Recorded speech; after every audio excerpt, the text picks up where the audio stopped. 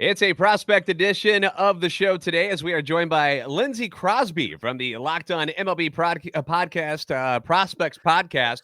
Lindsey, good to talk to you today. We're going to be chatting a little bit about the prospects that are going on in the Cardinals farm system. You know, the minor league seasons are coming to an end, and we thought we'd finally get an expert on the case because, you know, I'm paying attention mostly to what's going on the professional team, but we like to get a segment in each week where we talk about the farm system. But you are somebody that pays attention exclusively to what's going down in the organization. So I appreciate you taking some time out and joining us here today, bro. Absolutely. I think I've seen more of Jordan Walker's home runs than I have Albert Pujols' home runs. It's just because that's where I spend all my time. Yeah, and that's saying so, and that's obviously a huge name that we want to talk about here in today's episode. For those of you who are unfamiliar, I'm JD Haffern, and I'm a national radio sports anchor, born and raised in the Lou, and a lifetime Cardinals fan, and I'm your host for Locked On Cardinals, which is part of the Locked On Podcast Network, covering your team every day. We want to thank those of you who make Locked On Cardinals and Locked On MLB Prospects your first listen every day. We're free and available wherever you get the podcast, iTunes, Spotify, Google Podcasts. We're on YouTube as well, obviously. So let's jump into this, Lindsey. We'll start with what we call the crown jewel of the St. Louis Cardinals farm system and organization. One, Jordan Walker, which I guess we could say now infielder, outfielder Jordan Walker, since he finally got to play some of that. Selected 21st overall back in the 2020 draft. He was the Georgia Gatorade Player of the Year, had committed to play at Duke, and the Cardinals called him and said, hey, we want to draft you, and we're going to give you $2.9 million. So would you like to come play ball with us? And he said yes. And since that time, things have gone pretty darn well for Mr. Walker, haven't they? They have been good enough where I would call him the Cardinals minor league player of the year this year. Has spent the entire season in AA Springfield. And Springfield's that level, AA, in general, but Springfield specifically, as in that is the biggest jump a prospect's going to face. You've weeded out most of the pitchers who aren't going to make it as professionals. The competition level is significantly higher, and he has absolutely raked. 306, 388, 510 batting average, put up 19 home runs. And I know we talk about the power and the slugging, and people think, well, 19 home runs isn't a lot. 53 extra base hits in those 119 games. And so you can see the power, slugging's high, obviously, all of that's coming in. Also stole 22 bases, which isn't something that you see a lot of 6'5", 220 guys do a lot of. And then what may end up being one of the more impactful moves at the trade deadline, actually, is when Jordan Walker officially bought his Juan Soto edition outfielder's glove and started working in the outfield. So he's been working in the outfield. He was one home run away from being the first ever 2020 player for Springfield. Yeah. Missed it by that much, but only player in AA in the league there that scored 100 runs. He finished top 5 in slugging and third most in doubles. Like, the power's there. It's just not manifested as home runs yet. And part of that is because of Springfield and what that ballpark does to offense. Okay. Is it a bigger ballpark? Is it meant and geared more towards the pitchers than it is hitters? It does favor the pitchers. It's not extreme. It's nothing like AA Mississippi for the Braves, but it does favor the pitchers, both dimensions and the way the ball carries. So 19 home runs in Springfield, I'd probably would equate to 25 or so home runs in a different ballpark. There's a reason that this farm system has never had a 2020 player in Springfield. I mean, it's hard to hit home runs there. So don't worry about that. Look at the fact that the doubles were there, the slugging is there, and then he's been working in the corners and has settled pretty well so far. I've obviously coming up as a third baseman was where he originally started, so you would think he would have the arm capable of playing one of those corner outfield spots. Yeah, he has an arm that plays in right field. Okay. Now, the question is going to be whether or not they put him at left or right. His speed, I would call his speed average to maybe a tick below average. The stolen base numbers are partly a product of the intelligence, getting the jumps on the pitcher, things like that. And so when you're moving to the outfield, the thing that we always look for to evaluate prospects, it's the 3 R's is what we call it: reads, routes, and reactions. You want to see how well can he see the ball off the bat, how quickly can he start to track it, and how efficiently does he track it to get to it. That's ultimately going to decide whether or not he's going to be in left field or in right field. If the reads, routes, and reactions come in well enough, he'll be at right. If not, they'll stick him in left. But from everything that I've seen, he seems to be acclimating pretty well to right field, to the outfield.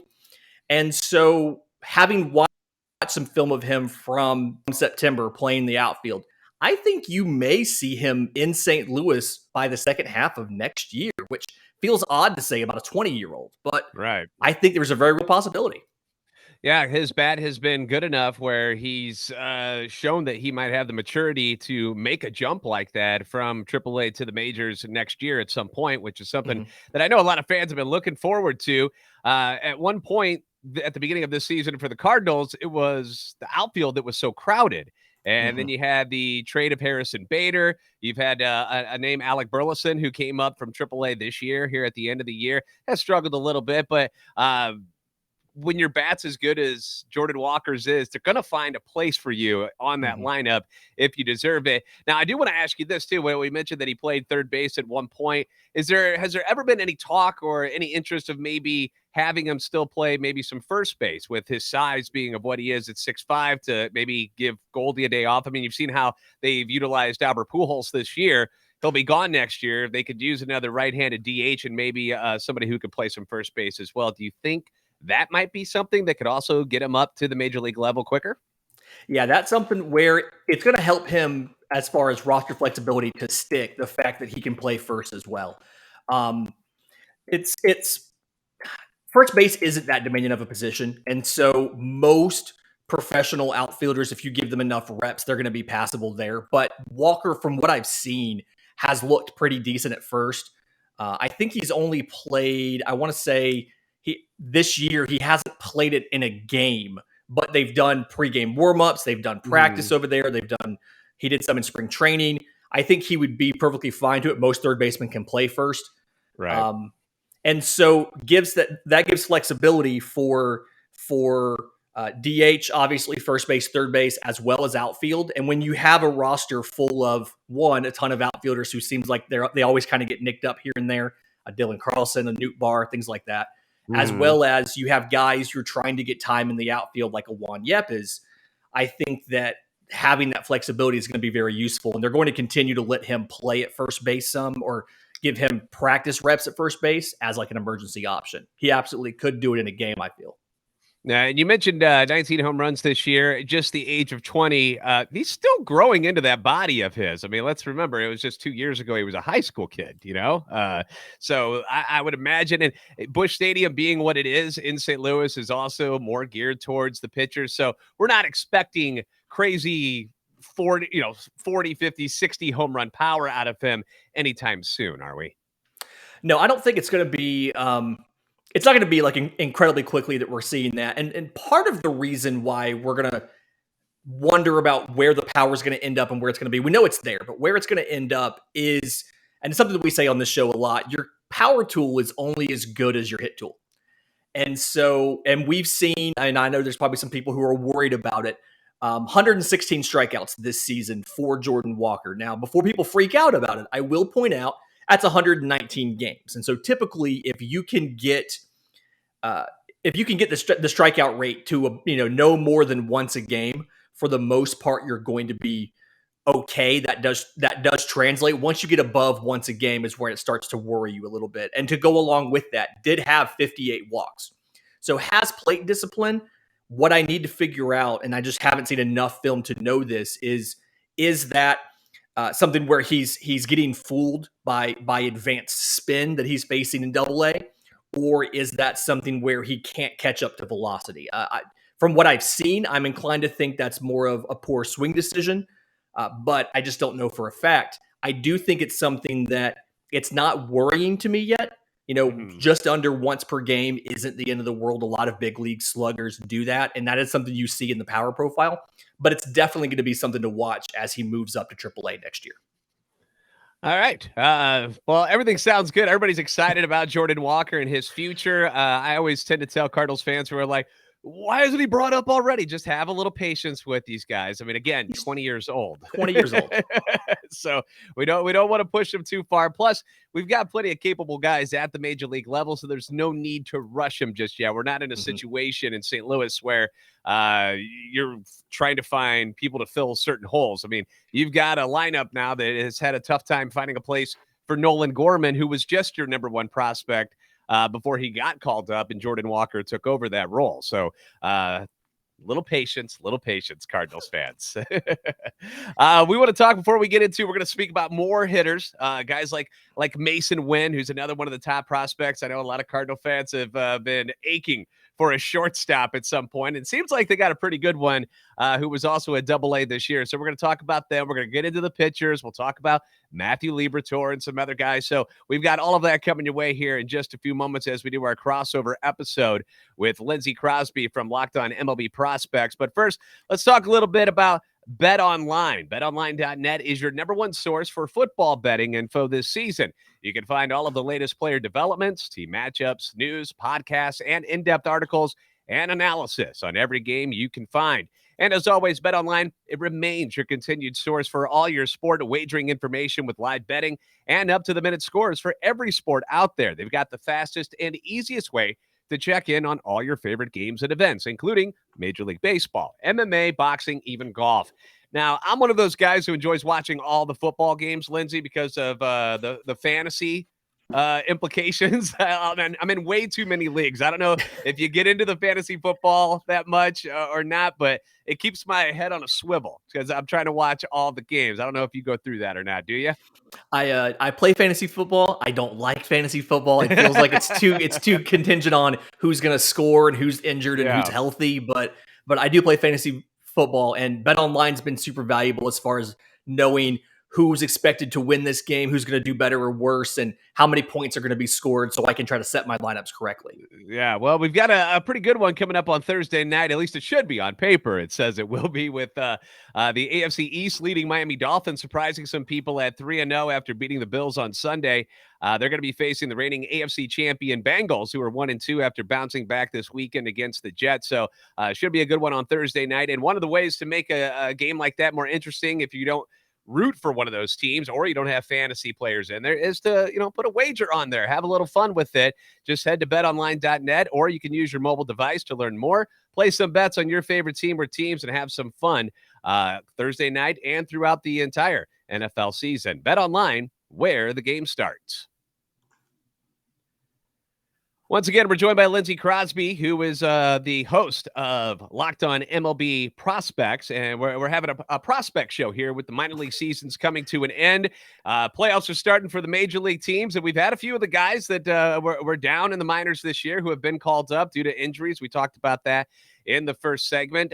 So we're going to talk about some of these hitters that the team has had to rely on not only this year, but ones that are going to be coming up in the future. The first guy I want to talk about is shortstop Masyn Winn. Now, this is a guy, it's been a bit of a hole at the shortstop position. They thought they had something in Paul DeJong, and his career has just fallen off a cliff over the last couple of seasons. So everybody's been asking, who's going to be the shortstop of the future for the Cardinals? Masyn Winn is somebody who's gone to two levels this year and has been pretty darn successful at both of them. Yeah, and Masyn Winn, drafted originally as a two-way player out of high school, announced as a shortstop and a right-hand pitching prospect, has switched to shortstop full-time. And the pitching was always kind of a hedge in case the contact ability and the hitting didn't come in. Well, Peoria this year, 349, 404, 566, just over 30 games. They said, okay, he's definitely ready. Moved him on to Double-A. Still made the futures game. We actually saw the infamous 100-mile-an-hour throw to first base. Cannon over there. Got Justin Turner very mad and upset, but just because he can't do it. But it's something where Masyn Winn answered a lot of questions this year. We had questions about the contact ability. Would he hit enough to even stay in the field? Never mind be an everyday regular. We had questions about how is the power going to come in. We had questions about what was he going to do against elite levels of spin? Was he going to chase? And those are all things that he's significantly improved on. Strike zone discipline got better this year. He struck out more than once a game last year, and granted, at age 19, but comes in this year, strikes out less than once a game. It's still close, but less than once a game. Hit 12 home runs, including 11 in Springfield, which again, not an easy thing to do. 37 extra base hits and 28 to 33 on stolen bases. So we're seeing that speed. He's had fantastic speed. We see that. We're seeing the fielding, the arm obviously is fantastic. I still don't necessarily know if the power production is ever going to be something significant, but at the same time, when you're playing in the middle infield, the defense is more of the premium than the power and the contact. I think he'll hit enough to be a big league regular. Never going to win a home run derby for you, but from everything that we've seen, Masyn Winn looks like he's the real deal. And the big thing here is he doesn't look like he's ever struggling at the plate. Even in the games he has where he strikes out 2 or 3 times, never looks like he's completely confused or blown away by what happened. He understands what they were doing. He just didn't hit it.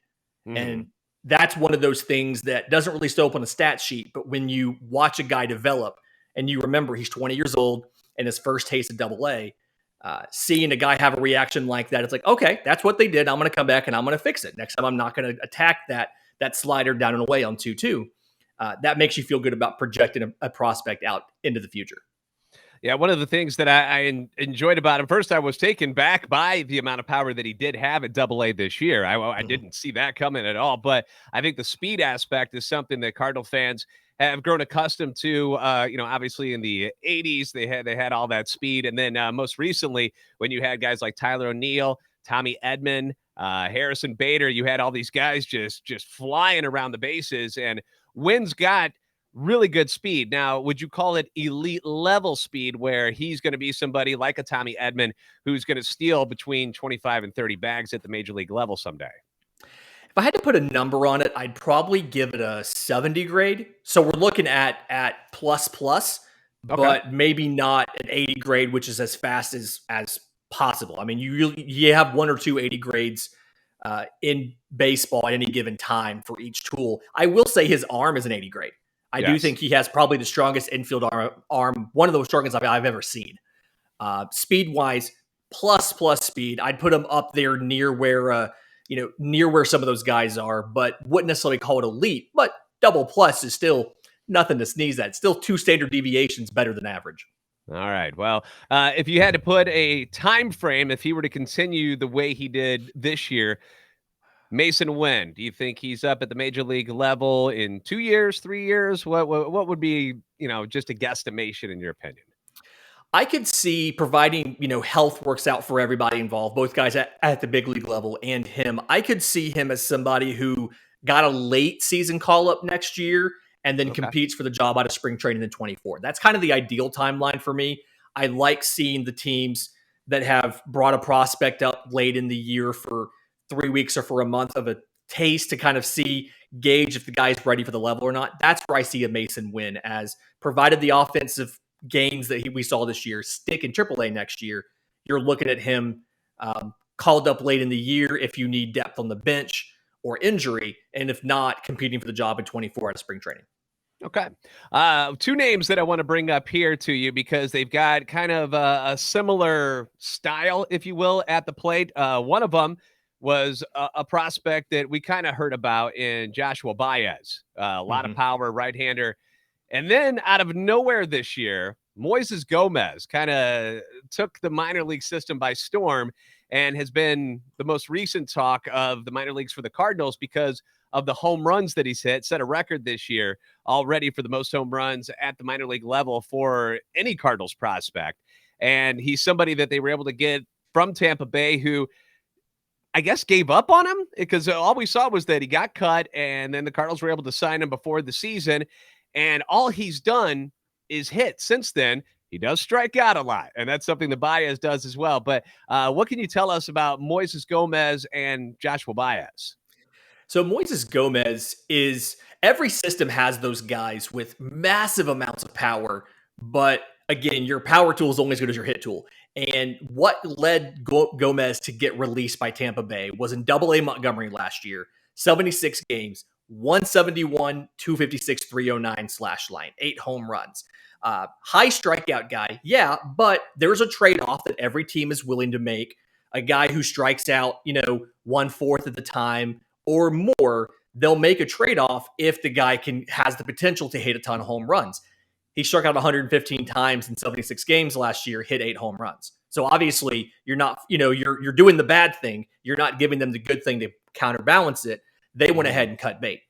I think that the Cardinals did a good job of identifying, okay, this is a guy that's legitimately talented. This is a guy that has some flaws in his swing and has some flaws with pitch recognition. And we can get him in the system. We can coach him a bit and raise the floor on what he can be as a hitter.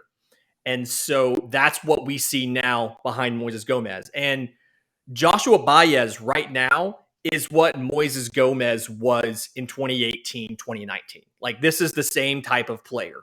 The high strikeout, high power, very, very extreme projection of a player. Joshua Baez is either going to hit 35 home runs or he's going to strike out enough where he gets cut in Double-A. Exactly what Moises Gomez did. There's always one or two of these guys that work out. I like what Gomez has done. I still think the strikeouts are kind of high. He got it 57 games in Triple-A this year after he tore it up in Springfield.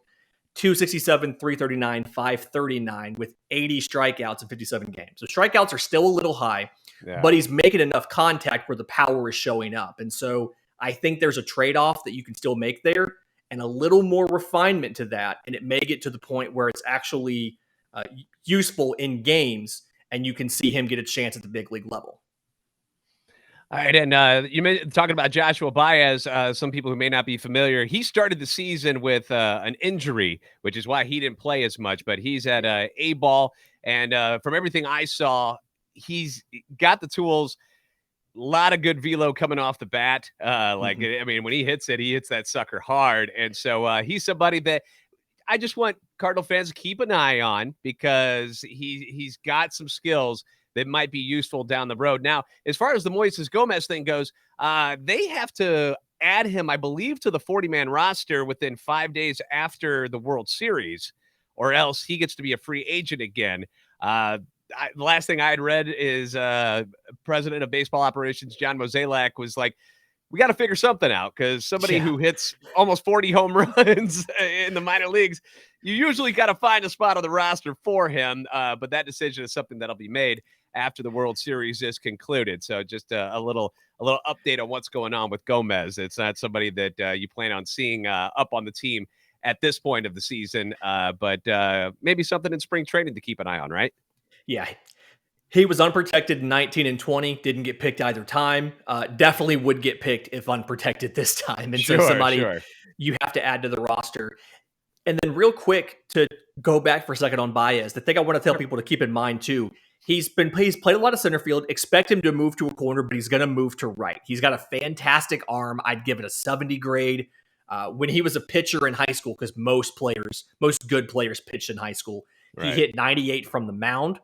And so provided that his contact ability gets anywhere in the vicinity of average for his hit tool, he's going to be one of those slugging, 30-plus home run right fielders with a cannon out there. The only question is, as he matures, is he going to hit enough or not? And that's the thing to watch out for next year.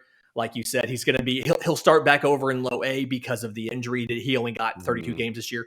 He'll start back in low A next year, and ideally you'd see him in high A by the All-Star break.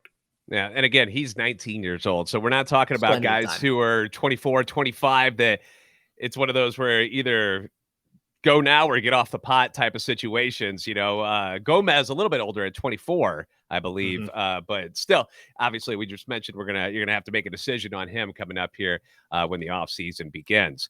All right, well, we know we have some decent hitters in the organization. I would like to talk about the pitching prospects for the Cardinals next.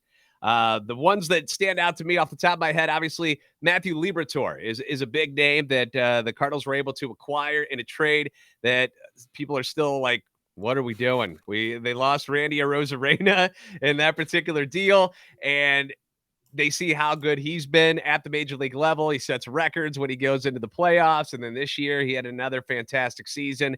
And they're wondering, when is Matthew Liberatore going to show up and stay on the major league roster? Because he came up a couple of times this year. Sometimes look good, sometimes look bad. What's going on with this left-handed prospect for the Cardinals? So, very good changeup, very good curveball. And the thing here is when he has control of both of them, that's the thing that when he gets lethal. And I noticed the trend seemed to be he was better earlier in the year. He struggled July and August and September. I don't know if that's a conditioning thing. I don't know if that's fatigue. I don't know if that's, what that might be. But when he's controlling both of those pitches, I mean, I'd say that's the best changeup in the system, and that's one of the better curveballs in the system. I like them both. The fastball, the velocity changes a lot, and I think that's a little bit odd. Sometimes it's 92, 93. Sometimes it's 95, 96. So that has a great discrepancy as to the outcomes as well. He's a very intelligent pitcher. I like the way he mixes his pitches. I like the way that he sequences a batter and attacks a batter. And I can tell that he's a guy who's picked the brains of Molina there in the clubhouse and been like, okay, what would you do here? Or why did you call this? Or, trying to understand what he's doing. I like all of that. I think it's just the consistency with some of the pitches, but specifically the fastball velocity is going to be where he ultimately settles. Is he going to be a number 3 starter? If that velocity ticks down and stays lower, is he going to be a number 4, number 5? Because again, like all the secondaries, like the curveball, like the change, even like the slider, it's just a matter of you have to have them all at the same time, or you've got to figure out that fastball velocity. Now, is Liberatore, what style pitcher is he? Because we've seen the defense for the Cardinals, Arenado, Goldschmidt, Edman, you got Gold Glovers all over the place. And so you've seen the success of guys like Jose Quintana and Jordan Montgomery since they came over in the trade deadline because they're ground ball pitchers. They don't put the ball in the air all that much, which led to a lot of their success since they've been traded. Is that something that Liberatore is, or is that not his style and he gives up more fly balls than he does grounders? His goal is to give up ground balls. It just doesn't always happen. Doesn't always happen. When the curveball's not breaking like it should, it stays a little higher and guys are able to get underneath it. Sure. He's not a strikeout pitcher, and the goal for him, honestly, he's the kind of guy that I'd like to see him switch from a 4-seamer to a 2-seamer. Because I think that if he were to lean into I'm not going to worry about striking guys out. I'm just going to pitch, let them put the ball into play. It's going to be on the ground. We've got vacuums on defense at both corners. We'll have a great shortstop up here in a couple of years in Masyn Winn. I want to see him make that change so that he can be a little more effective at the big league level. That's the issue, is just leaving things up, leaving things, inside, or a pitch not breaking correctly and a guy's able to take off with it. So ideally, that's a little mechanical tweak. Maybe they've tried that with him. I don't know. I don't have any sort of inside information on that. But I think that he's the kind of guy that would benefit from something like that. Well, he's the top left-handed pitching prospect in the system. The top right-handed pitching prospect, a guy that we've talked a little bit about through the year, Gordon Graceffo, is the right-hander who was also, we keep talking about AA Springfield. That loaded team they had down there. How did these guys ever lose a game? They're all down in AA, doing fantastic things. But he had another good season, and he's a guy that just got into the system. They just drafted him in the 5th round in 2021. He was a college pitcher, and he showed some serious repertoire pitching at AA Springfield this year. In fact, this last week of the season, he was the pitcher of the week at that level. Yeah, came out of Villanova, and fastball was professional level already. I mean, he can touch 98 with it. 6'4", 220. I think he's got a little bit of work you can still do as far as adding a little bit of healthy size and maybe a little bit of extra velo. But he can throw the fastball at both sides of the plate. Always something that helps when it comes to the handedness and things like that. And then has a changeup that is somewhere between average and plus, depending on the day. I do like that it disguises really well as far as arm speed And as far as release point off the fastball, so they play well off of each other. Sliders above average. Curveball is more of a 2-plane curveball than a 12-6. And I think he might be better served to have a 12-6 curveball just to kind of give it a little bit of a different look, different stylistic look, but can throw strikes, can get ahead of batters early. I think that's been one of the big keys to him being so successful is just getting out in front of guys. But another one of those isn't there to strike out a ton of guys. He's just there to get you out. Doesn't care how he does it. I think he only had 83 strikeouts in 93 innings this year. So just under one per inning, but doesn't walk a lot of guys. And so looks to be like a number 4, number 5, simply because you don't have any sort of exemplary out pitch. You just have a bunch of above average good pitches. Mm-hmm. Well, that's good to hear at least. Now, is he somebody that you see continuing as a starting pitcher, or is that somebody that may turn into a good right-handed bullpen arm at some point if he's only going to be like a 4 or a 5 in your rotation? Something where I would let him continue as a starter. The only reason that I would put him as a 4 or 5 versus something higher is because none of those pitches have improved to the point to be a go-to for sure out pitch. But when you have, 3 or 4 above average pitches, it's hard to say, hey, let's make this guy into a reliever, come out of the bullpen, when he can go multiple innings and he can get it done and he has the results for it. He just doesn't have the traditional tools that a number 3 might have. I think if that fastball started touching 100 instead of 97, 98, if the slider became maybe a plus instead of above average, or the curveball shape changed some and it became an out pitch, you're looking at a guy who's probably right there now in number 3 because the control is really good. So it's a game of inches there. Okay. Gordon, by the way, 22 years old. Again, we mentioned he just came out of college. So again, a young guy just getting his start in the minor league system. So somebody that, we would imagine make it up in a couple of years from now. Nobody that we're, expecting to be up on a roster next year. Now, there is a name that I know he started in the minor leagues at A-ball. He's a starter, but he's only going short innings because he's young as well. And boy, did he have a good season in his first year in the minor leagues. And that is Tink Hence, who just recently got drafted. And gosh, he's been something special. And tell us all of the goodness about Tink Hence, because his numbers pop off the page when you look at those stats. He's one of the fastest risers in this system. And I was really hoping we were going to get a chance to talk about him today. Probably had him in somewhere in the back half of the top 15 to start the year. I'd have him as probably the number 3 or number 4 in the system as of right now. So fastballs 95 to 96, does really well when he elevates the fastball. That's something we've seen a lot in baseball is the elevated fastball. When he brings it up top of the zone, gets a lot of swing and miss off of it. The slider and curveball have distinct movement off of them, which not everybody's slider and curveball separate like that. Both of them, I feel like, are plus pitches. He can locate both of them. Slider specifically is a weapon he can put on either corner. He can throw it to either side of the plate. Curveball is something that he gets a lot of guys are just fooled on it. They look at it thinking it's going to be a ball and it lands for a strike, or they just don't even swing at it. So useful thing there. Fourth pitch, changeup, it's probably average. It's got a little potential to get better there. But I think what he needs to work on, and you mentioned kind of one of the big things with some shorter outings, is needs to work on consistency of the delivery and just overall stamina and working deeper into games. Somebody who this is his first, full season. He had 8 games in rookie ball last year. This is his first full season, so they want to take it easy on him. He only threw 52 innings. But a guy that's got tools, has weapons on all three of those pitches there. And if he can be a little more consistent and then just carry that deeper into games, I think you're looking at a guy compared to a lot of supplemental second round picks. I really like what I see, and I really think he can be, sky's a limit if he can actually harness those 3 pitches and run it for 5 or 6 innings every 5 or 6 days. High school pitcher, so ton of risk here. That's one of the riskiest profiles. But if it works out, you're looking at a number 2, number 3 relatively easily, because he's already hit 96 at 6'1", 175. Right.